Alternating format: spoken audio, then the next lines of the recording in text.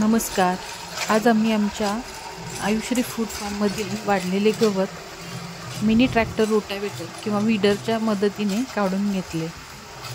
अशा पद्धतीने खूप जास्ती प्रमाणात वाढलेले गवत सहज काढता येते.